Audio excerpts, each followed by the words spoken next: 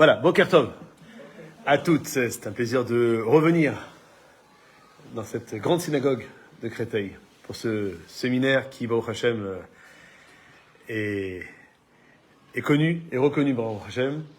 Le thème qui a été choisi, la force de Yosef. Car on est dans cette paracha de Vaïshlar cette semaine et on a eu les 11 tribus qui sont nées à la paracha de la semaine Vayetse. Va arriver Binyamin cette semaine à la paracha de Vaïshlar. Mais l'histoire va continuer avec la semaine prochaine Vayishev, où on dit et les Todas de Yaakov. Voici la descendance de Yaakov. On ne dit pas les 12 tribus, on dit un seul, Yosef. Pourquoi? Et on va voir dans ce cours la comparaison entre la paracha de Vaïshlar avec sa Haftara qui est extraordinaire, et puis on ne peut pas laisser passer un événement qui arrive à grands pas, puisque dans 15 jours, c'est la fête de Hanouka. Le Harizal, le maître de la Kabbalah, il rapporte dans son Sidour, à propos des intentions qu'on doit avoir au moment de la mèche de la Hanouka, il dit, lorsque l'ange correspondant à Esav a lutté avec Yaakov dans cette paracha de Vaïshlar, et il a touché à la hanche, il a porté atteinte à Yaakov et à Rachel. Pourquoi? Parce que le Zohar, concernant cette lutte entre l'ange de Yaakov, l'ange d'Esav et l'ange de Yaakov, il dit que l'ange d'Esav, il a touché le peuple juif au niveau de ceux qui soutiennent la Torah. Qu'est-ce que ça veut dire? Pourquoi ne pas s'attaquer uniquement à ceux qui étudient la Torah? Le Rav Dessler, il explique que Yitzhak Avinu, il avait un plan bien précis. Et là, on fait marche arrière sur la paracha d'il y a 2 semaines, paracha de Toldot, lorsque Yitzhak va donner les brachot à son fils, en pensant que c'est Esav, et c'est Yaakov qui va les prendre. En effet, qu'est-ce qu'il voulait Yitzhak? Il voulait que Esav joue le rôle de Zevouloun, dont on a parlé tout à l'heure, juste avant le cours. Zevouloun, c'est qui Zevouloun? C'est celui qui passe son temps à travailler. Mais quelqu'un qui travaille tout le temps, il ne doit pas oublier, parce qu'il est juif avant tout, il n'est pas travailleur juif, il est juif travailleur. Qu'un juif qui travaille, il ne pas oublier qu'il est juif. Et comment on fait pour ne pas oublier qu'il est juif? Eh bien, à travers l'étude de la Torah. Mais il travaille. Oui, mais Akadosh Baruch Hu, il t'a dit, 6 jours, tu travailleras. Le 7e jour, entre guillemets, tu te reposes. Il y en a qui ont pris le mot à la lettre, ils dorment. Ils dorment le vendredi soir, ils dorment le samedi matin, ils dorment le samedi après-midi, et entre les 3 sommeils, eh ben, ils mangent. Akadosh Baruch Hu ne demande pas ça. Il dira que le Shabbat et les jours de fête ont été donnés uniquement pour permettre à ceux qui n'ont pas le temps d'étudier en semaine, de pouvoir étudier durant le Shabbat et les jours de fête. Et donc Zevouloun, Bokeror, Zevouloun, il va travailler, mais il va aussi soutenir ceux qui étudient la Torah. Et donc, on a cette fameuse association entre Zevouloun et son frère Issachar. Et Issachar, c'est le rôle pour Yitzhak Avinu que devait jouer Yaakov. Issachar, il se consacre complètement H24, 7 sur 7, tous les jours de l'année, du 1er septembre au 31 août, du 1er janvier au 31 septembre, vous prenez les dates que vous voulez. En tout cas, il n'y a pas un jour où il est en vacances. Et il étudie la Torah de façon constante. C'est pour cela que Yitzhak Avinu, il voulait donner ses brachot à Esav afin qu'il puisse assumer avec réussite ses responsabilités. Mais c'est finalement Yaakov Avinu qui a pris sur lui d'assumer ses 2 responsabilités.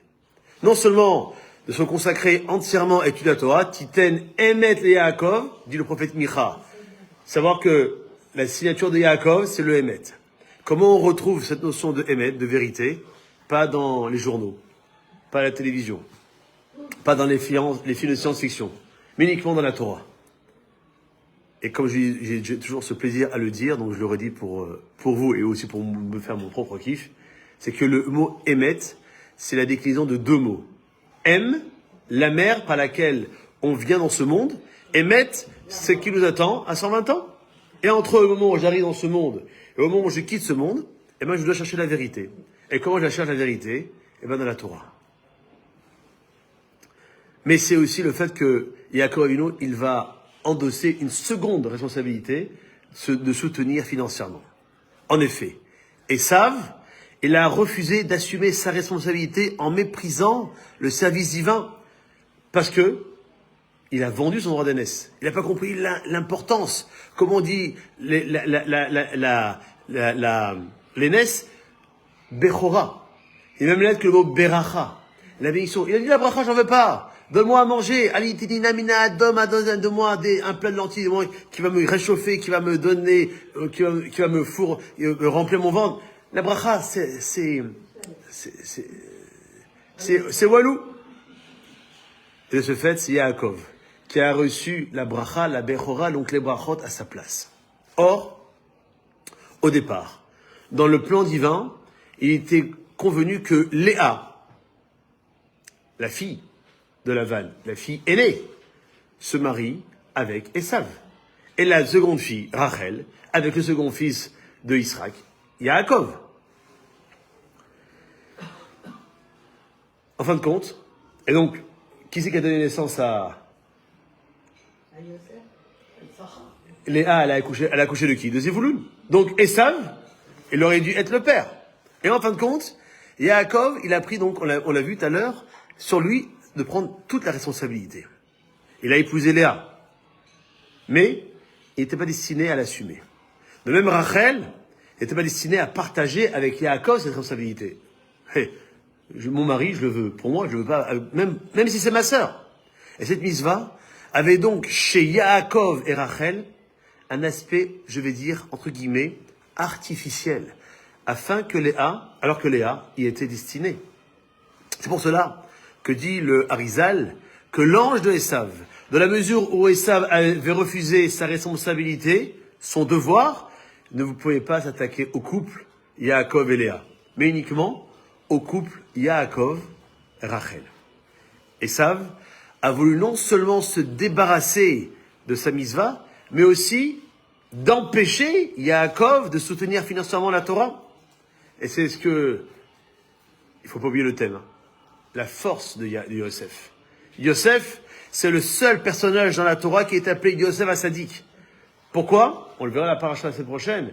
Parce que Yosef était Yefé Toar Vifé Maré. Il était très très beau.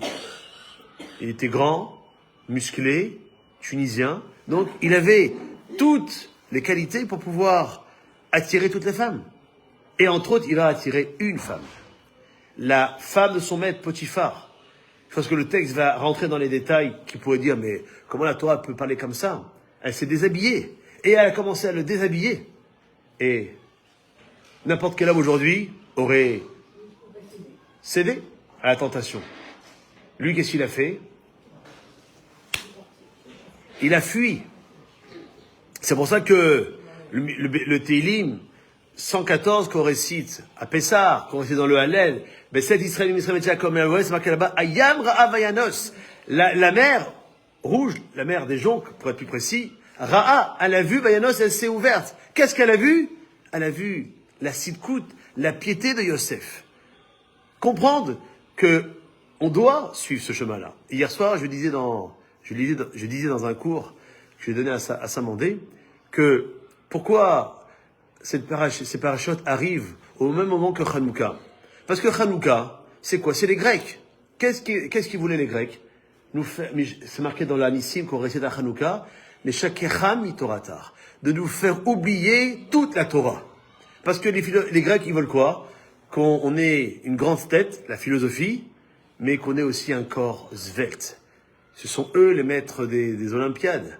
Ils voulaient pas du tout qu'on se donne à ces plaisirs-là. Le plaisir que du cerveau, que de l'intelligence, entre guillemets, mais pas l'intelligence de la Torah. L'intelligence de la philosophie qui est la matière par définition pour nous montrer que tout ce qui se passe dans le monde, c'est pas la volonté de la Kadosh Baruch Hu. C'est pas la volonté de Dieu. Comment on dit la Grèce en hébreu? Yavan. Comment on écrit Yavan? Yud, c'est une petite barre.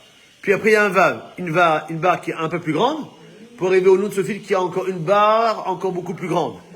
Lorsqu'on commence à se lancer dans quelque chose qui va contre la Torah, on dit ça va, sûrement j'ai mangé dans un restaurant, mais j'ai mangé que du poisson. Mais le restaurant n'est pas cachère. Même si le restaurant n'est pas cachère, tu as mangé du poisson, le poisson il n'est pas cachère. Parce que on ne sait pas qu'est-ce qui a été cuit par avant. Qui a allumé le feu? La vaisselle n'a pas été trempée au mikvé. Donc en vérité, c'est une succession de détails de cacheroute qui fait que, et c'est un exemple, et on peut en trouver dans tous les niveaux. Alors c'est quoi? C'est-à-dire qu'en 2024, bientôt 2025, à Créteil ou ailleurs, on n'a pas le droit de sortir. Si, tu peux sortir. Tu peux aller dans un restaurant, cachère. Et là, tu vis comme il se doit. Mais, on doit comprendre qu'on doit arriver. On doit juste prendre l'empreinte de Yosef. Yosef, il est tzaddik. Ça veut dire quoi? Ça veut dire que je dois mettre le tzaddik, la lettre tzaddik, avant le yud, vav, nun de Yavan, de Yagres. Lorsque je mets le tzaddik devant le yud, vav, nun, ça fait plus Yavan, mais ça fait Tzion. Tzion, c'est Yerushalayim. C'était ma question. Voilà. Je lis à travers mes lunettes. Voilà. Un premier enseignement sur la grandeur de Yosef. Mais je vais encore plus loin. Le Harizal, il dit que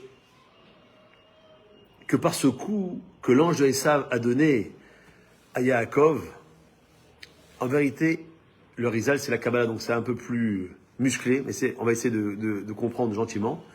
C'est que c'est le coup de l'ange de Esav, c'est pour porter à atteinte à ce qu'on appelle Sphirot, à 2 sphères célestes. Le monde, aujourd'hui, il vit grâce au Chesed, à la bonté, mais aussi à la Gvura, à la rigueur. Parce que s'il y avait que du bien, que du bon, que de l'amour, ça ne marcherait pas. Vous imaginez quelqu'un qui postule à un travail, il dit, écoutez, vous savez quoi, vous allez travailler, et puis je vais vous donner les gâteaux à profusion, le thé à profusion. Mais je veux de l'argent. Non, écoutez, c'est plus simple, ça évite les charges sociales, etc. Personne n'acceptera. Si on prend que la Gvura, écoutez, vous voulez travailler 100 €. Combien de fautes on peut faire dans une journée de travail? On peut en faire 10. Donc 1 000 €, je vais avoir à la fin de la journée. Alors que je suis payé 2 500 € à la fin du mois. Donc il va en rester. Sinon je vais être en arrêt maladie tout le temps. Donc il faut du chesed. Mais il faut de la gvura. Il faut de l'amour. Il faut de la rigueur. Il faut du tiferet. C'est la synthèse des deux. Mais il faut aussi du netzar. C'est là où on va en parler. Du netzar et du hod. C'est quoi le netzar? C'est l'éternité. C'est quoi le hod? C'est la splendeur. Le netzar, ça représente Moshe Rabbeinu. Moshe Rabbeinu, il est éternel entre guillemets. La Torah le dira noir sur blanc dans la dernière paracha de la Torah, V'Yotaveracha, qu'on lit à Simchat Torah. C'est marqué dans ce blanc que jusqu'à aujourd'hui, personne ne sait où est enterré Moshe. Ah, d'ailleurs, c'est marqué jusqu'à aujourd'hui. La Torah a été écrite il y a 3000 ans et elle nous dit jusqu'à aujourd'hui, et ça va jusqu'à la fin des temps, qu'on ne sait pas où Moshe Rabbeinu est enterré. Pourquoi? Parce que sinon, son lieu de sépulture aurait été un endroit d'idolâtrie. C'est Moshe Rabbeinu, donc c'est le maître de tous les juifs, qu'on soit Séfarad, Ashkenaz, Lubavitch, Breslev, toute tendance. On a dit, c'est Moshe Rabbeinu, il n'y a que lui. Non! Ça va plus loin. Hod, la beauté, c'est Aaron. Parce que quel est l'élément le plus beau qu'il y a dans le monde, qui doit être présent et qu'on a du mal à avoir? Le shalom. Et c'est Aaron qui cherche le shalom. On a du mal à avoir le shalom envers nous-mêmes. Le shalom, c'est pas uniquement que la paix. C'est aussi être shalem, d'être parfait, d'être intègre. Alors encore plus lorsque c'est un homme et sa femme. Encore plus dans une communauté. Encore plus dans le monde entier. Et pourtant, ce sont ces deux notions-là qui ont fait que l'ange de Esav, a atteint ces deux notions-là. Pourquoi? Parce que lorsque l'histoire de Hanouka va avoir lieu, quel est le personnage principal? Il s'appelle Matityahu. Matityahu, en rallumant la menorah dans le Beth Amikdash, il a réparé ce coup que l'ange d'Esav a donné à Yaakov, donc au Ham Israël. Comment? Il y a un grand kabbaliste qui s'appelle Rabbi Moshe Cordovero, qu'on appelle le Ramak, par rapport à ses initiales. Il a écrit un livre qui s'appelle Tomer Déborah. Et là-bas, un livre qui a été traduit en français, que je vous conseille si vous voulez plus l'analyser, il essaye de comprendre c'est quoi cette notion de Netzar et de Hod. Il dit comment un homme il doit s'habituer à ces notions-là de Netzar et Hod, et je rajoute Yesod, parce que Yesod c'est Yosef Hassadik. En vérité, il dit le Rav, en ce qui concerne la réparation des traits de caractère de Netzar et de Hod, donc de l'éternité et de la beauté, certains aspects sont communs et d'autres sont spécifiques à chacune de ces midotes. Il dit qu'en premier lieu, l'homme, il doit aider ceux qui étudient la Torah à les renforcer, faire en sorte que quelqu'un qui étudie la Torah, c'est toi qui ne pourra pas avoir un salaire de ministre, de PDG, mais il ne peut pas rester sans avoir de quoi manger, ou même d'avoir un vêtement. Comme l'a dit Yaakov Avinu dans sa paracha de cette manière, Akadosh Baruch Hu, donne-moi juste lechem lechol, beged lilbosh. Donne-moi du pain pour manger et un vêtement pour s'habiller. Mais le pain, c'est pour manger. Le vêtement, c'est pour s'habiller. Pourquoi la Torah, elle a été un peu lourde, alors qu'on sait que la Torah, elle est avare en mots et en lettres. Parce que même si c'est que du pain, comme on dit chez nous, iji bracha. C'est la bracha. Même si c'est un vêtement qui va me réchauffer, c'est que qu'un manteau, ça suffit. J'ai pas besoin d'avoir un 3 pièces. Le gilet, la veste, le manteau. C'est comprendre que si je donne ça à quelqu'un qui étudie la Torah, je suis dans cette démarche-là. L'homme, il doit veiller à ne pas mépriser l'étude de la Torah qui est faite par ces personnes-là. Pourquoi ? Parce que c'est grâce à cette étude-là que le monde, il tourne. Rappelez-vous, je pense qu'on l'avait dit dans un des cours précédents, que le monde, il ne peut tourner que lorsqu'il y a 3 éléments qui sont toujours en mouvement. L'étude de la Torah, la prière, parce qu'aujourd'hui, elle remplace les sacrifices, et le chesed, le faire du bien. C'est plus que la tzedaka, c'est du chesed. Faire du bien. On va consoler des endeuillés, on va visiter des malades, on va réjouir un khatan, une kala, c'est du chesed. Et le chesed, ça dépasse beaucoup plus que la tzedaka. En fin de compte, tout ce qu'un homme pourra faire pour honorer la Torah et ceux qui l'étudient, ça va renforcer ces 2 sphirot, Netzach et Od.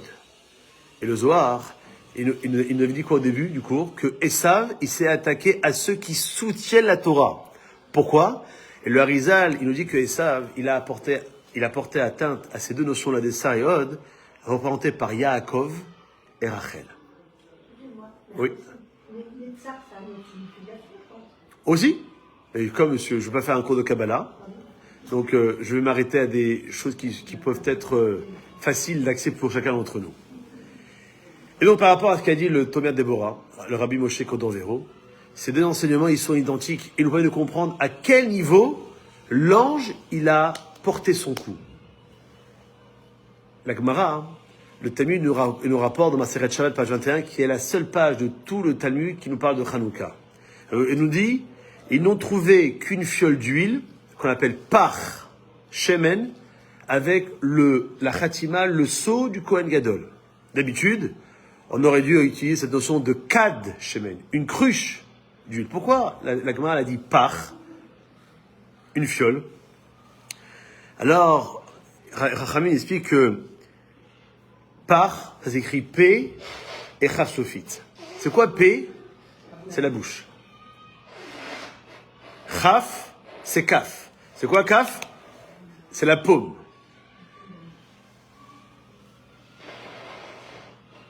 Le Chaf Sofit et le P, ils sont fermés au milieu d'un mot. Et ils sont ouverts à la fin d'un mot. Lorsque vous écrivez le Chaf, c'est ouvert. Le Kaf, c'est fermé. La même chose pour le P. Le P, c'est ouvert au début d'un mot. Lorsque le P est à la fin d'un mot, il est fermé.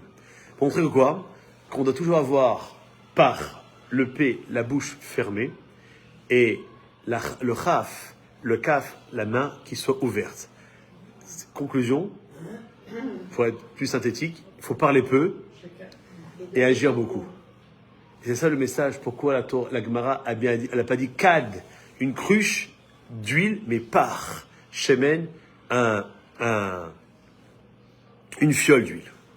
Par contre, c'est aussi une poubelle, non? Par Pechet. Là, c'est P Chaf Sofit. D'ailleurs, il faut bien en remarquer ça. C'est marqué dans le Teilim, je pense que c'est 142, où là-bas, on dit que par Pechet, c'est au sens simple, c'est la poubelle. Mais il dit ici, David Ameller, dans ce Teilim-là, que par li, c'est ce qui va me rester. Ce qui reste, généralement, on met à la poubelle. Nous, on a une mise de baltacherie, de ne pas jeter. Et lorsque David Ameller, il dit par li, c'est ce qui va me rester. Qu'est-ce qui va me rester? Par. C'est quoi par? Pechet. C'est quoi Pechet? P. C'est Purim. Chet, c'est Hanouka. à la fin du temps, lorsque Mashiach viendra, les deux seules fêtes qui resteront dans notre vie juive, c'est Purim et Hanouka. Et la Hanouka. Hanouka aussi. Comme j'ai dit hier soir, mais comme vous êtes sympathique, alors je le répète, pour ceux qui me suivent sur les réseaux, bah, tant pis, ils auront une révision gratuite, et savoir que Purim et Hanouka sont toujours mis en parallèle. Parce que primo, ce sont deux fêtes qui ne sont pas dans la Torah, puisque ce sont des événements qui ont lieu après le nom de la Torah au Mont Sinaï. Et qu'il y a un parallèle qui se fait à travers le fait que dans les deux cas, on dit à Nissim. Bon, à Hanouka, il est long, à Purim, il est court. À Hanouka, c'est la fête qui dure le plus longtemps, 8 jours. Même en Israël, il n'y a pas plus. Purim, un seul jour. Bon, sauf ceux qui veulent tricher. Ils habitent à Natania le 14 Adar, et le 15, ils vont à Jérusalem, et ils font un deuxième jour de Purim.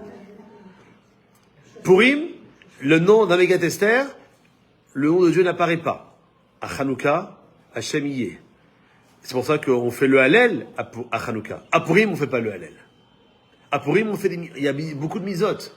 Misotes par rapport à Dieu, à travers la Megillat Esther, par rapport aux autres, que ce soit nos amis, notre famille, les pauvres, à travers Matan Yonim, Mishloach Manot, et puis, il y a une misote par rapport à moi, comme le Mishté. À Hanouka, il n'y a rien de tout ça. On demande juste à chacun d'entre nous, juifs et juives, pendant 8 jours, de dire merci Hachem. Toda Abba. Merci, merci, merci. Pourquoi? Parce que, à Purim, Aman Aracha, il voulait quoi le tuer. Quand la paracha de cette semaine, où Yaakov Avinu il dit à Hachem, Atsi l'Edina miyad Aché miyad Esav, sauve-moi, s'il te plaît, de la main de mon frère, de la main de Esav. Et le Balatourim, un des commentateurs, il dit, lorsque je prends la première lettre de Hatsileni, c'est He, Na, c'est Anoun, Miya, de la main même, ça fait Aman. Parce que dans chaque génération, il y a toujours des ennemis qui veulent nous tuer. Et ben nous, on doit dire à Hachem, j'en supplie, sauve-moi. Mais ça, c'est la mort physique. Donc, on doit mourir à un moment ou à un autre. Le plus tard, c'est mieux. On doit mourir. Alors qu'à Hanouka, les Grecs, ils ne voulaient pas nous tuer physiquement. Ils voulaient nous tuer spirituellement. Ce qui est beaucoup plus grave. Parce que lorsque, malheureusement, on s'assimile, c'est foutu. C'est foutu. Bien que être choix est toujours possible, mais quelqu'un qui a tout lâché, Khadijah, il s'est mis avec une Goya, il fait le 25 décembre 2024, il ne va pas faire Hanouka, il va faire Noël, etc. Eh bien, le retour va être beaucoup plus compliqué. Mais cette mort spirituelle, elle est beaucoup plus grave. Parce que si on ne se réveille pas avant notre mort physique, eh bien, on ne pourra pas se réveiller comme on l'entend. Quelqu'un, une fois, il a dit, comment on peut expliquer la mort? Et il a répondu par le fait qu'une fois, il y avait une maman qui racontait une histoire à son enfant avant d'aller dormir. Et dans l'histoire, c'est marqué, le roi est mort. Et l'enfant a dit, maman, c'est quoi la mort? Et la mère, elle ne savait pas quoi faire, soit quoi répondre, jusqu'à ce qu'elle ait cette idée-là de dire, c'est comme toi. Tu veux t'endormir dans le lit de papa et de maman. Ensuite, tu travailles le matin, tu travailles dans ton propre lit. C'est quoi la mort? C'est on se couche dans un endroit qui n'est pas le nôtre, et on se réveille dans l'endroit qui nous appartient. Et c'est ça, la définition de la mort. Donc, on doit parler peu et agir beaucoup. On comprend ainsi pourquoi, hein. C'est précisément ce mot qui décrit le miracle de Hanouka. Parle peu et ait la main ouverte. Et ça, lui, qu'est-ce qu'il a fait? Il a touché Yaakov à la hanche. Comment on dit la hanche? Kaf Yerecho. Kaf Yerecho. Kaf, c'est l'inverse du mot par. Kaf, fait sophite, par, P, chaf sophite. Et là, c'est le contraire. C'est la main qui est fermée et la bouche qui est ouverte. Parce que Esav, il parle beaucoup et il donne peu. Esav, c'est Edom. Edom, c'est la même lettre que le mot mode en français. M-O-D-E, E-D-O-M. Est-ce qu'on veut être à la mode de Esav, où on parle beaucoup parce qu'on a les réseaux sociaux, les WhatsApp, etc. C'est ce qui se passe. Est-ce qu'on doit suivre ce chemin-là, en sachant qu'il y a une halakha qui dit que Esav sonnait les Yaakov. Esav, il déteste. Il est Yaakov. Alors comment nous, qui sommes les enfants de Yaakov, on peut suivre Esav, en sachant que Esav, il nous déteste. Donc on veut ressembler à quelqu'un qui nous déteste. C'est pas normal. Sauf si on a un problème psychologique, psychiatrique. Et c'est pour ça que Matityahu, il a fait ce tikkun par rapport à ce coup. Qu'est-ce qu'il a fait, Matityahu? Il a rétabli le service dans le Beth Amikdash. Et plus précisément, comment? Par l'allumage de la menorah. Dans la menorah, l'huile, elle va supporter la flamme. Or, Shlomo HaMelech, l'homme le plus chacham, qui dit quoi? Ki ner misva be Torah or. C'est quoi la misva? C'est comme une bougie. Une bougie, elle a une durée déterminée. La misva, elle se fait à un moment précis, elle ne peut pas se faire demain. Si quelqu'un n'a pas fait Shabbat samedi dernier, il dit bon, demain c'est jeudi, ben, je vais faire demain et au moins j'aurai fait mon Shabbat. Non. Shabbat, il se fait à un moment précis. Et ça va pour tout. Excusez-moi, les repas de Shabbat, on peut les faire avant. Ah oui, pour se préparer, oui. Le Harizal, il dit parce que pourquoi? On a une misva qui est marquée dans le 4e commandement du 10 commandements, Zachor, et on doit se souvenir du Shabbat. Mais quand on se souvient? Si on se souvient pendant Shabbat, c'est trop tard. Comment je peux cuisiner? Impossible. Donc quoi? Tous les 6 jours de la semaine, je dois me préparer à recevoir le Shabbat. Si vous faites attention, en tout cas les hommes, ils doivent faire attention parce qu'ils doivent faire la Tefila normalement entièrement. Tous les matins, dans la Tefila Shacharit, on récite un Teilim différent. Dimanche, lundi, mardi, mercredi, jeudi, vendredi. Et ce Teilim-là, il est introduit par une phrase qui dit quoi? Ayom, aujourd'hui, on est mercredi, Yom Revi'i Beshabbat. On est le 4e jour, Beshabbat de la semaine, mais on a cette notion de Shabbat. On n'a pas dit Beshavua, parce qu'on doit se dire que c'est Shabbat. Bientôt. Surtout, mercredi, jeudi, vendredi, les 3 jours qui précèdent le Shabbat, c'est les jours où on peut commencer déjà à se préparer à recevoir le Shabbat, en faisant les courses, faisant en sorte qu'il ne manque rien, parce que vendredi, surtout en période d'hiver comme maintenant, c'est compliqué. Et c'est la même chose pour les 3 jours d'après. Dimanche, lundi, mardi sont les 3 jours qui sont en relation avec le Shabbat qui est passé. Donc quoi? Quelqu'un qui n'a pas pu faire l'Avdallah, qui n'a pas pu pas, qui n'a pas voulu, il n'a pas pu faire l'Avdallah samedi soir, il peut la faire dimanche, voire lundi, au plus tard mardi, avant le coucher du soleil. De toute façon que moi, dans un instant, je vais mettre fin au cours. Le coucher du soleil. Mardi. Ouais.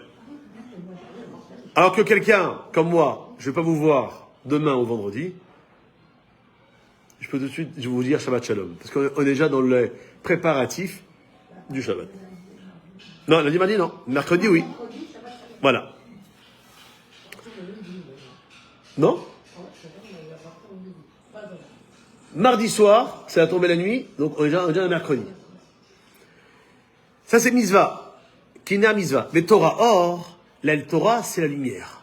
La lumière est toujours là. Même le soleil, on ne le voit pas. Même la nuit, le soleil, il n'est pas présent à Paris à 20h, mais il est présent à New York, avec le décalage horaire. Il est présent à Sydney, parce qu'il est 8h du matin. Comprends que quoi? Que la lumière est toujours là. Comme la Torah. La Torah, on t'a pas dit étudie tout le temps si tu peux pas. Mais, comme dirait Yoshua, Ve'agita boyomam valayla. Tu dois méditer sur la Torah. Le jour et la nuit. Et à quel moment c'est ni jour ni nuit? Jamais. Donc, choisis un moment où tu peux le faire. Lorsque c'est le jour et lorsque c'est la nuit. Et donc, ça nous permet de comprendre le lien profond qu'il y a entre la Chanukah et la Misva de la Mezouza. Pourquoi? Parce que lorsqu'on n'habite pas au rez-de-chaussée, on n'habite pas au premier étage, on n'habite pas au 2e étage, au 3e étage, donc on met la Chanukah à quel endroit? À l'entrée de notre maison, à gauche. À droite, on a la Mezouza, à gauche, on a la Chanukah. La Mezouza, c'est une protection de la maison, c'est-à-dire des biens matériels de l'homme. La Mezouza de la Chanukah, de la Chanukah, elle correspond, selon ce qu'on a dit d'après le Harizal, au soutien matériel de la Torah et de ceux qui l'étudient. Or, le texte du Talmud avait quoi à propos de la Mizah du Maaser, de donner 10% de nos revenus, que lorsqu'un homme, il prélève de ses biens ce qu'il doit donner pour soutenir la Torah, c'est comme s'il mettait du sel dans la viande. C'est-à-dire, ce qui assure la protection, l'assurance, la conservation de ses biens matériels. Et donc, on comprend le lien qui nous permet un petit peu de comprendre que Yosef, puisque c'est lui qui est beau, celui qui va être appelé le sadique, et va comprendre que je peux avoir un corps beau, présentable. Mais je ne dois pas utiliser cette beauté-là à des fins physiques, de plaisir sexuel. de kiffer parce qu'il faut kiffer d'après la société moderne. Non, on doit le faire parce que Akadosh Baruch Hu nous a donné des lois. Et ces lois-là, eh ben, on doit les respecter. Et donc c'est là où je fais toute la transition avec le fait que cette Haftara, pourquoi l'Haftara est importante? Parce que à un moment dans l'histoire du peuple juif, les Romains, ils avaient interdit l'étude de la Torah en public. Le juif qui étudiait la Torah en public, il était condamné à mort. Maintenant, les Romains, ils pensaient que la Torah, c'était juste que la Bible. La Genèse, Bereshit, l'Exode, Shemot, le Lévitique, Vaïkra, les Noms, Bamidbar, le Deutéronome, Devarim. Ils ne pensaient pas que les prophètes, et aussi les Ketuvim, les hagiographes, que les Télim, étaient la Torah. Alors les Chachamim, puisqu'ils sont Chachamim, ils sont sages, ils ont dit, ok, d'accord, pour ne pas mettre notre vie en danger, on va essayer de trouver dans les prophètes, pour chaque paracha, un thème, un prophète qui va développer un thème dans chaque paracha. Paracha de Vaïshlach, il y a une haftara qui vient du prophète Ovadia, et le prophète Ovadia, il ne s'est pas cassé la tête, entre guillemets, il y a un seul chapitre. Très fort. C'est pour ça que je dis, il s'est pas cassé la tête, entre guillemets, parce que c'est pas parce qu'il y a un seul chapitre qu'il dit, mais qu'est-ce qu'on va dire, une haftara, un seul chapitre, c'est la réglade. Pas parce qu'il y a, c'est mince que ça porte pas à conséquence d'enseignement. D'abord, c'est qui Ovadia? Ovadia, si on a fait attention, il y a 3 ou 4 semaines, on en a parlé dans l'Haftarah de Vayira. Où là-bas, à propos de l'épisode de la femme, à laquelle le prophète Elisha, qu'on traduit en français par Élysée, mais qui n'a pas de rapport avec le palais Élysée, Paris, a procuré le miracle de l'huile. Cette femme était la veuve de Ovadia. Ovadia, il a vécu sous le règne de Achav et de sa femme Isével, 2 Réchaïm, 2 mécréants et totaux. Il était fonctionnaire, Ovadia, du palais royal. Et lorsque Isével, elle a fait assassiner les prophètes de Dieu, il en a sauvé 100 d'entre eux. Cette bravoure, tout à fait exceptionnelle, lui a valu d'être qualifié de Yiré Hachem, de craignant Dieu.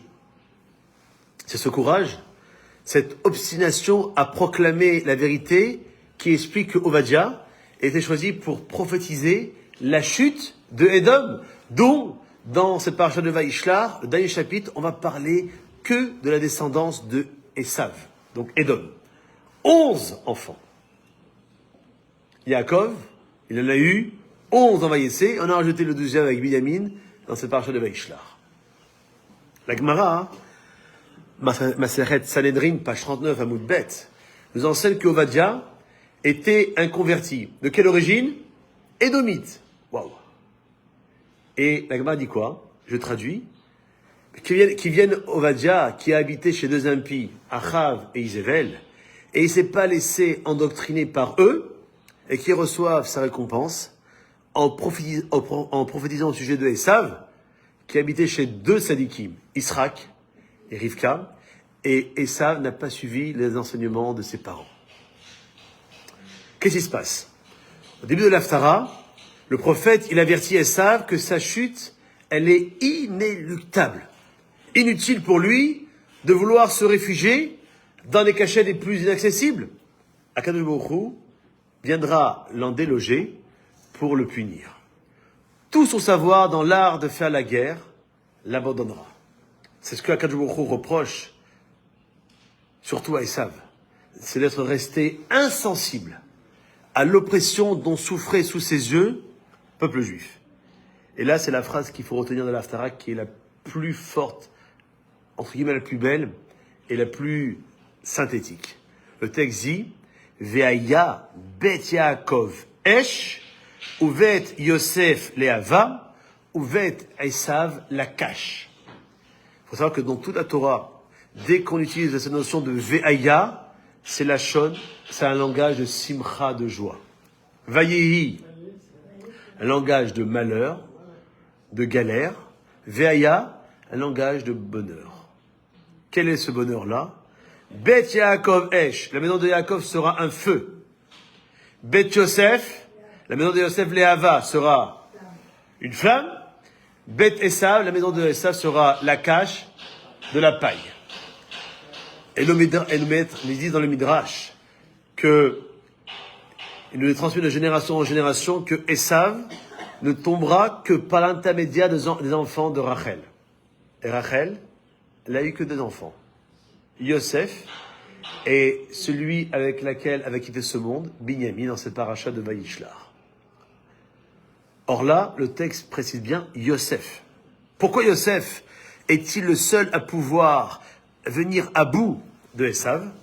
Le Maharal de Prague, il explique que Yaakov et Esav étaient 2 frères totalement opposés. Autant Yaakov voulait introduire le règne divin sur terre, autant Esav cherchait à le faire disparaître. Et la Torah nous enseigne que la personnalité de Yaakov s'était essentiellement développée en Yosef. C'est pour ça que j'ai dit tout à l'heure en introduction, et je le répète, c'est ce que dira la paracha de Vayeshev la semaine prochaine, au tout début, 2e verset. Et les Toyot Yaakov, non, on a vu les enfants de Yaakov, parce que la semaine dernière Vayetse, on rajoute Benjamin cette semaine, donc on leur dit, et les Toyot Yaakov, ben c'est quoi la descendance de Yaakov? C'est Reuven, Shimon, Lévi, Yehuda, Issachar. Non. Et 12 tribus? Non. Et les Toyot Yaakov, Yosef. Quelle est la descendance de Yaakov d'après la Torah par de Vayeshev? C'est Yosef. Le Maharal, il commence ce verset en se disant que ce qui n'était pas chez le père qu'à l'état de la virtualité, il avait pris toute sa grandeur chez son fils Yosef. La braise ne pouvait toucher la paille, mais elle est capable, en devenant une flamme, de consumer totalement cette paille. Quelle est cette force particulière qui avait chez Yosef et qu'on n'a trouvé chez personne, même pas chez Yaakov, et encore moins chez ses 11 autres frères? Alors, il y a Midrash qui dit qu'on a vu tout à l'heure, que Esav ne tombera pas autrement que par l'intermédiaire des enfants de Rachel. Pourquoi? Parce que Esav, si les tribus devaient un jour lui reprocher d'avoir persécuté son frère, pourraient leur rétorquer qu'ils en ont fait autant avec Yosef, puisque Yosef va être vendu. En revanche, lorsque Yosef viendra lui-même adresser cette remontrance, il n'aura rien à lui répondre. Et même si Esav voudra poursuivre le débat, en soutenant que Yaakov lui a fait du mal, Yosef pourra lui objecter qu'au mal que lui ont fait ses frères, lui, c'est ce que dira la paracha de Vayechi, qui clôturera le livre de Bereshit. Par la mort de Yaakov, et aussi par la mort de Yosef, c'est le dernier verset de toute la paracha, de tout le livre de Bereshit, il dira, Yosef est mort à 110 ans. Qu'est-ce qui est marqué là-bas? Que Yosef, il a rendu le mal que ses frères lui ont fait par le bien. Voilà la force extraordinaire de Yosef. Rendre le bien pour le mal qu'il a reçu. Et cette capacité, elle dépend de la confiance que l'on a en Akadosh Baruch Hu. Et c'est grâce à cette confiance-là, qu'on sera libéré du joug de Esav. Lorsqu'on parle dans les Télim, je crois 40, de la confiance qu'un homme doit avoir à Akadosh Baruch Hu, disent les Chachamim dans les commentaires, c'est l'aspect de Yosef. Yosef, il avait une confiance totale en Akadosh Baruch Hu. Regardez comment ça se passe.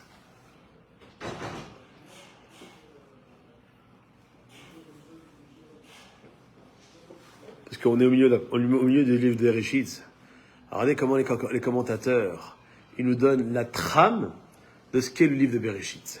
Bereshit, c'est le commencement.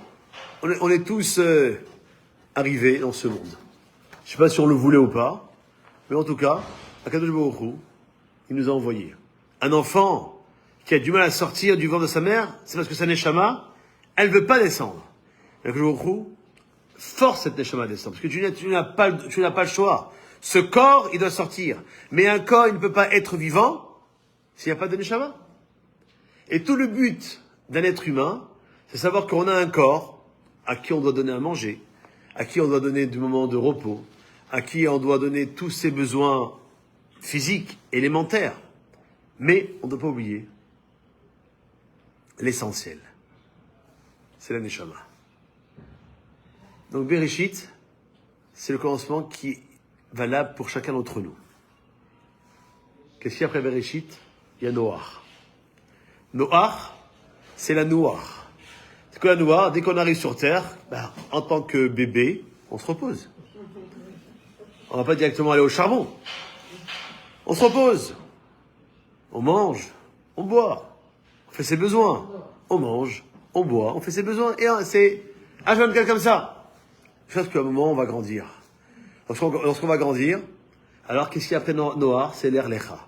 C'est quoi l'Er Lecha? Il faut avancer. Il faut aller au-delà. L'Er Lecha, c'est le verbe la lechet. C'est quoi la lechet? C'est halacha. On doit connaître les lois. Comment je connais les lois? En allant à l'école. Non seulement les lois de la Torah, mais les lois aussi de la vie en communauté. Les lois, plus tard, du code de la route. Les lois du code du travail. Les lois des codes de tout ce qui fait qu'on a besoin pour pouvoir vivre en parfaite harmonie dans le pays dans lequel nous vivons. Parce qu'on a un principe, Dina de Malchuta Dina.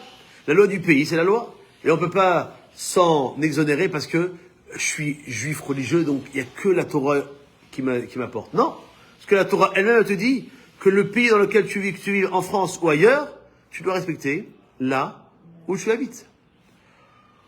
Mais lorsque tu apprends toutes ces lois, qu'est-ce qu'il y a après l'Er Lecha? C'est Vayera. C'est quoi Vayera? Tu peux voir, comprendre un peu que tu as des lois, des obligations à tous les niveaux, mais tu ne dois pas oublier ce pourquoi tu es sur terre. Akadosh Baruch Hu, il nous a choisis parce que nous, on l'a choisi. Lorsque plus tard, dans l'histoire, dans les parachiotes, on va arriver à la paracha du don de la Torah, Midrash rapportera que Akadosh Baruch Hu, il a proposé la Torah à tous les peuples, qui l'ont refusé. Parce que ils ont demandé qu'est-ce qui a marqué à l'intérieur. Nous, on n'a pas demandé à Hachem qu'est-ce qui a marqué à l'intérieur. Pourquoi? Parce qu'on a un peu de Yosef. D'ailleurs, Yosef aura deux enfants, Ephraïm et Ménaché. C'est comme ça que nous, les papas et les mamans, nous bénissons nos garçons les vendredis soirs et les soirs de Yom Tov, en disant Isimcha Elohim, qu'Ephraïm et Ménaché. Non pas Isimcha Elohim, qu'Avraham, Israël et Yaakov, que Moshe et Aaron, que les choses. Non, qu'Ephraïm et Ménaché. Pourquoi?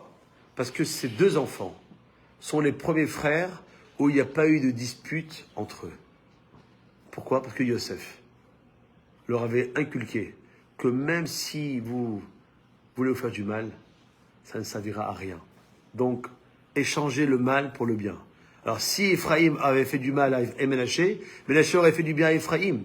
Et vice-versa, si Ménaché avait fait du mal à Ephraïm, Ephraïm aurait fait du bien à Ménaché. Donc, de fait, le bien aurait toujours eu cette importance. Et c'est ce qui s'est passé. C'est ce qu'on souhaite à nos enfants.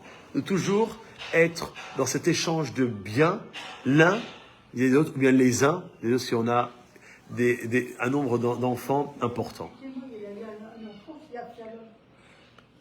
Ephraïm, Yosef? Non, c'est David. David. Donc, Vayera, on peut voir. Lorsque je vois, je peux être à même de pouvoir vivre ma propre vie. Ça y est, je suis plus enfant, j'ai grandi, donc je suis en âge de quoi? Chaye Sarah, de me marier. Je veux me marier à Chaye Sarah. Premier mariage de l'histoire du peuple juif, c'est Israël et Rivka, parce que Avraham et Sarah se sont mariés lorsqu'ils s'appelaient Avram et Sarai. Donc, ils étaient déjà mariés, donc le fait qu'on leur a rajouté le prénom, enfin changé le prénom, ne porte pas conséquence. Et après, Chaye Sarah, c'est Toldot, je suis marié, maintenant je peux avoir des enfants. L'histoire va revenir. Que Toldot, les enfants que je vais avoir, eux aussi, ils vont grandir, Vayetse, et ils vont sortir comme l'Er Lecha. Ils vont sortir. Vaishla, je vais même, cette parchasse, je vais les envoyer à la yeshiva, à l'armée, au séminaire, dans les grandes écoles, parce qu'ils doivent se forger. Même plus fort que moi, c'est pas grave. Diront les maîtres que le père ne peut jamais être jaloux de son fils, comme le rat ne peut être jamais jaloux de son élève. Donc même si mon fils fait mieux que moi, tant mieux. Et entre-temps, moi, où j'en suis, à partir de la semaine prochaine, Vayeshev, je peux commencer à espérer avoir du repos, même si c'est... Il n'a pas eu. Mais en tout cas, la paracha s'appelle Vayeshev, parce que Yaakov, il voulait. Il n'y a pas de repos. Et on le voit. Combien de fois, moi, je dis à des personnes qui sont à la retraite, pourquoi vous venez pas en Israël? Ah, mais je peux pas, je m'occupe des petits-enfants. Mais tes enfants, tu t'en occupais pas. Tu vous occupais de tes petits-enfants. Ah ouais, mais sinon, qu'est-ce qu'on va faire? C'est comme ça. Et donc quoi? En vérité, on est toujours dans cette force, dans cette dynamique, merci, qui permettra un petit peu de dire, non, le repos n'existe pas. Il n'y a pas de repos sur terre. Le seul repos que Akadosh Baruch Hu nous a donné, c'est le Shabbat. Mais tu vois le vrai repos, moi où j'habite, je suis à 2 kilomètres du grand cimetière de Natania. Et celui qui va te proposer, je dis, tu marches 2 kilomètres, là-bas tu trouveras le repos éternel. Mais dans ce monde-ci, il n'y a pas. Il n'y a pas. On est dans ce monde de l'action. Le Olam Hazé, c'est le monde de l'action. Le monde, on doit agir. Ah, c'est vrai que ton corps, il a besoin de se reposer. Alors, donne-lui 5, 6, 7, 8 heures de sommeil. Ni plus, ni moins. Parce que le reste du temps, tu dois être en action. Et pourquoi on aspire, Vayeshev, à se reposer? Parce que Miketz, la paracha qui suit, on sent la fin se rapprocher. On n'est pas éternel. Et quoi, Miketz? Puisqu'on sent la fin se rapprocher, de quoi on a peur? La dernière paracha de Bereshit, c'est quoi? C'est Vaïgash. La rencontre entre qui et qui? Entre les maîtres du monde et moi. Moi, c'est ma neshama. Qu'est-ce que j'ai fait sur terre? Est-ce que j'ai fait ce que je dois faire? À savoir qu'à 120 ans, je ne peux pas être jugé sur le fait, est-ce que tu as ressemblé au Rabbi Lubavitch, à Baba Saleh, au Rabbi Nachman de Breslev, à Rabbi Shimon Bar Yochai? Non. Est-ce que tu as ressemblé à toi-même? Est-ce que tout le potentiel que je t'ai donné, est-ce que tu l'as mis au service de Dieu? Ah, même si je ne peux pas ressembler à Abraham, à Israël, à Yaakov, à Yosef, à Moshe, à Aaron, à David, qui sont les 7 invités qu'on a eus à Sukkot, mais je peux quand même prendre un peu de leur capacité, de leur potentiel. En tant qu'homme, moi, je peux essayer de dire, je vais essayer de faire comme Yosef. Je ne peux pas arriver à son niveau. Mais je peux dire que si je vois une femme qui passe devant moi, j'ai le choix entre de la regarder, de la contempler pendant 5 minutes, de dire, non, je peux pas parce que ça va m'apporter de mauvaises pensées. Et donc, je base mon regard. Miketz, Vaïgash, la rencontre d'Hachem et la Neshama. Pourquoi? Parce que la dernière paracha, c'est Vayechi. Vayechi, il vivra. Alors que j'ai dit tout à l'heure, on va parler de quoi? De la mort. De Yaakov et de Yosef. Yaakov au début, il va donner la bracha à tous ses enfants. Et puis, on va parler à la fin de la mort de Yosef. Mais Vayechi, c'est pas la mort, c'est il vivra. Parce que la Gemara dira en Maseret Tani page 5 que Yaakov Avinu, il n'est pas mort. Et l'autre de Yaakov, Yosef. Donc tout ce que je dis par rapport à Yaakov, c'est aussi pour Yosef. Yaakov, il n'est pas mort. Yosef, il n'est pas mort. Pourquoi? Parce que tant qu'on est dans cette spirale de vouloir faire comme Yaakov, le chemin qu'il nous a tracé, et que Yosef a été celui qui a été le plus en adéquation avec son père, alors Yaakov, il ne peut pas dire on est mort. Il est mort. On est les Béné Israël, vous êtes des Benot Israël. C'est quoi Israël? C'est pas Israël le pays. Israël, c'est le deuxième prénom que Yaakov, il va avoir cette paracha de Vaïshlar. Yaakov, c'est le prénom, je dirais, sous étiquette biologique, physique. Israël, c'est à titre spirituel. D'ailleurs, Israël, c'est écrit Yud, Shin, Resh, Aleph, Lamed. C'est 2 choses. C'est qu'à travers ces lettres-là, on retrouve tous les patriarches et matriarches. Yud, Yisrak et Yaakov, Shin, Sarah, Resh, Rivka et Rachel, Aleph, Avraham et Lamed, Léa. Mais Israël, c'est encore plus fort. C'est ces 2 notions-là qui vont rejoindre le début du cours pour arriver à la fin du cours. C'est Yud, Shin, Resh, c'est Shir, et Aleph, Lamed, El. C'est quoi Shir? C'est le chant. C'est quoi le chant? C'est l'esthétique. C'est quoi l'esthétique? C'est la beauté. C'est quoi la beauté? C'est tout ce qui est extérieur. El, c'est un des noms de Dieu. Donc c'est quoi Dieu? C'est quoi El? C'est la spiritualité, c'est l'intérieur. Le but de l'être humain dans ce monde, c'est le plus dur. mais c'est le combat que l'on doit se donner chaque jour que je me fasse. Ça se résume en 2 mots. Toho kevaro. Notre intérieur doit ressembler à notre extérieur. Maintenant, on se lève, on se met devant le miroir, pas uniquement pour voir si on a une scène supplémentaire par rapport à hier, ou une ride, ou un cheveu blanc. Non, ça, c'est pas grave. Et puis, il y en a qui utilisent des crèmes. Mais, plus important de savoir, est-ce que véritablement, est-ce que je me sens redevable devant un Kadosh Baruch Hu? Est-ce que vraiment, je le mérite d'avoir une nouvelle vie ce matin, alors que hier, j'ai pas été peut-être au rendez-vous avec Kadosh Baruch Hu, avec le Baruch Hu, parce qu'il est rempli de rachamim. Il me dit encore, il dit, j'ai confiance en toi. Je sais très bien que tu peux y arriver. Faut juste, détache-toi de cette pollution qui s'appelle mode et d'homme, et savent, et rentre dans ce cheminement qui s'appelle Yaakov et que son fils Yosef voulait. Et pour ça que Yaakov, dans son roi HaKodesh, il voulait absolument se marier avec Rachel. Quand même, il a été trompé par Lavan et qu'il a été avec Léa. Il a eu 6 garçons avec Léa. Donc, 1 juif sur 2, c'est bien de Léa. Et il a eu Dina en plus. Et après, c'est pas qu'il a Rachel, non, Zilpa et Bila, les servants de Rachel et de Léa, chacun 2 enfants, pour qu'à la fin, comme on dit aujourd'hui en français, le cerise sur le gâteau, eh bien, c'est comprendre qu'il va finir avec Rachel et avoir 2 enfants. Et c'est là où Yosef va se retrouver dans l'enseignement propre de son père Yaakov. Et bien nous, on peut comprendre à travers cette suite de parashiot de Bereshit, voilà comment est notre vie.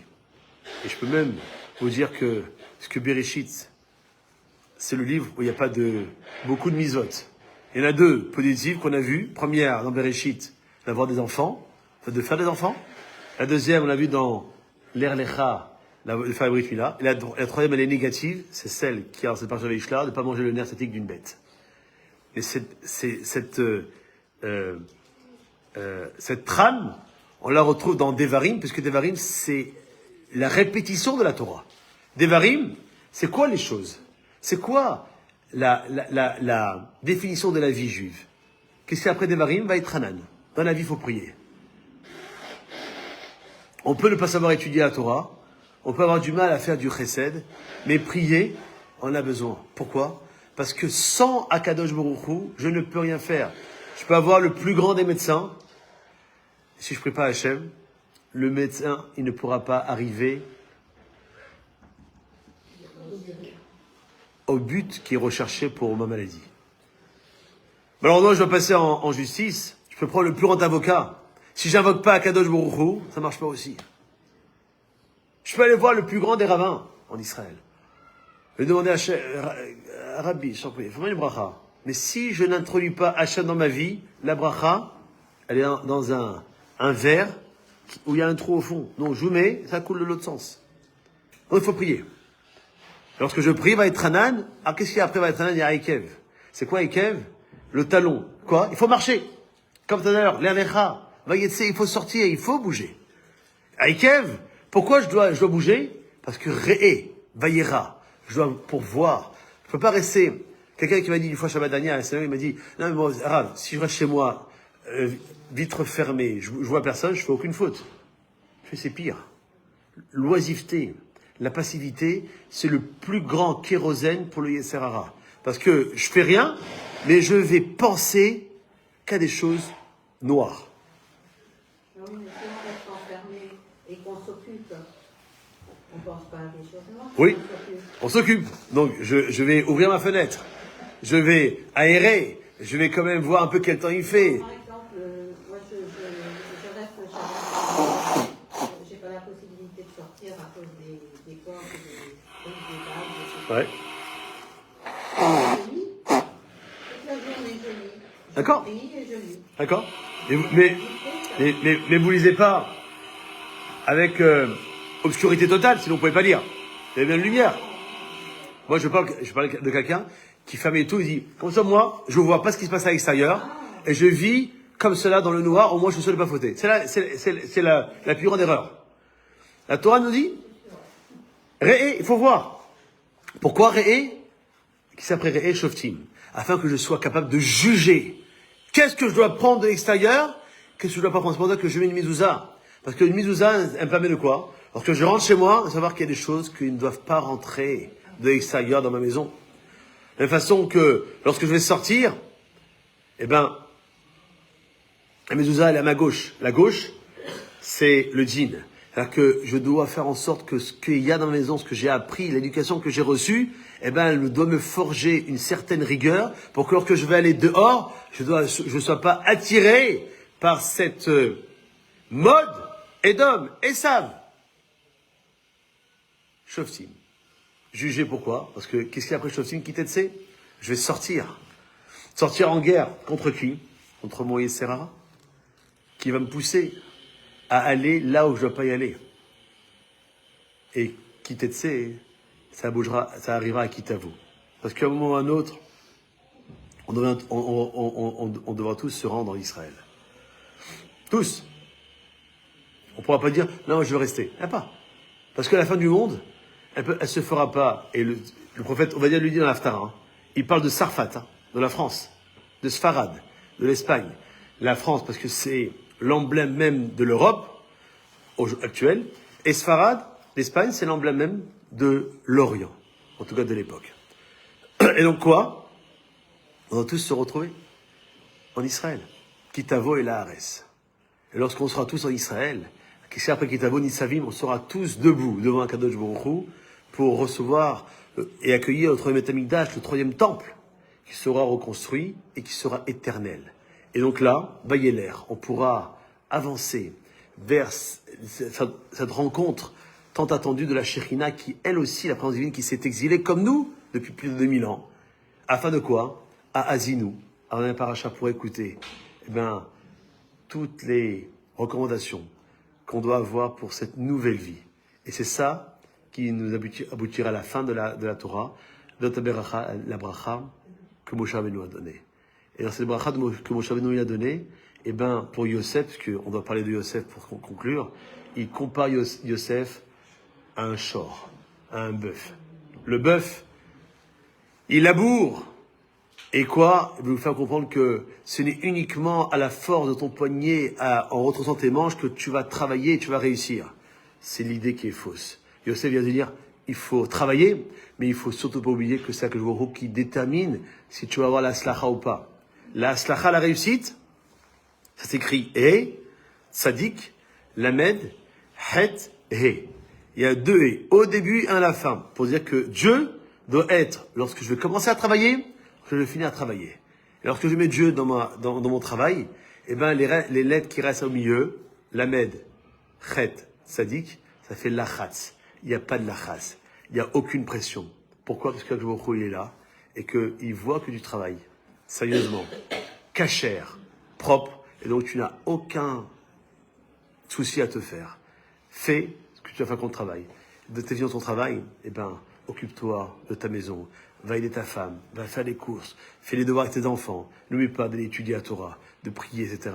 Et c'est ça qui fait que Yosef, il est fait Yefet Tohar, il fait marier. Il était beau, aussi bien d'apparence physique et aussi d'apparence spirituelle, car il faut combiner les deux pour faire en sorte que c'est Hachem. Lorsqu'on va allumer la Hanoukia dans 14 jours et c'est Hachem, on comprendra que cette lumière qui sera rajoutée à une deuxième, le second soir, pour arriver au 8e soir, une bougie, cette lumière va chasser l'obscurité.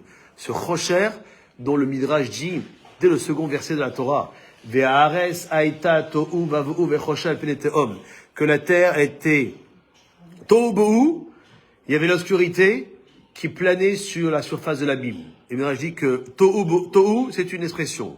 Bohu, une deuxième expression. Rocher, une troisième expression. Teom, quatre expressions qui sont des expressions négatives. Ces quatre expressions correspondent aux 4 galouillotes, aux 4 exils que l'on a connus et que l'on connaît encore avec Édom, qui est l'exil le plus long. Et que dit après le verset suivant? Yomer Elohim, Yehi Or. Et Dieu a dit que la lumière soit. Et si vous comptez, vous verrez que le mot Or, dans cette paracha de Bereshit, c'est le 25e mot de la Torah. Comme le 25e jour de Kislev, qui est le jour de la Hanouka, la fête de la lumière, comme les 25 lettres qui composent la phrase Shema Israël, Adonai Eloheinu, Adonai Echad. Il faut comprendre, Shema, c'est pas écouter, c'est comprendre à chacun d'entre nous, Ben Israël, Bat Israël, que Dieu, c'est notre maître du monde. Et il est un. Et c'est ça que Yosef a voulu nous donner comme enseignement, qu'on doit agir pour Dieu, pour l'autre et pour soi-même.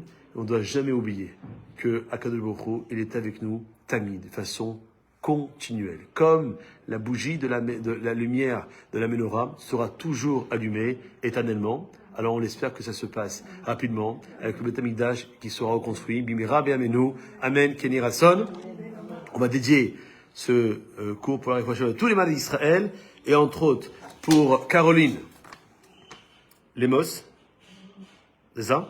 Batrava, Léa Chaya Bat Caroline Sarah, Joël Mezala Bat Louise, Sarah Bat Louise, Ruchama Corinne Bat Esther, Rivka Bat Rina, Judith Yehudit Simcha Bat Myriam, Yosef Ben Rivka Laurence, Deborah Bat Rachel, Chaim Ayeled Atinok Chaim Ben Shona Chana, Vegam Imi Morati, Vegam Esther Bat Baruchat Yasser Chaya, Vegam Esther Adassa Bat Mesouda, Vegam Chaya Chava, Bat, non. J'ai oublié. Rachel Chaya Bat Rava, ainsi que pour la Rabbani Ben Chitri, Nathalie Odaya Bat. C'est Simra, c'est Kimra. Bat Daniel Saada. Daniel Saada. Tous les malades qu'on ne connaît pas, qui ont besoin, tous ceux qui ont besoin aussi de soutien psychologique, tous nos chayalim qui reviennent en bonne santé chez eux, le sauvetage de tous les otages, merci à Hachem, qu'il y ait la paix en Israël et dans le monde entier. Je vous envoie une bonne santé, que vous passez de bonnes fêtes de Hanouka, que vous soyez toujours accompagnés de vos familles respectives, de vos amis, et que, merci Hachem, il y a toujours cette Torah du séminaire qui rejaillit tous les mercredis matin, merci Hachem, en vous souhaitant Hanouka Sameach, et qu'on se retrouve une prochaine fois, merci Hachem, pour un autre thème.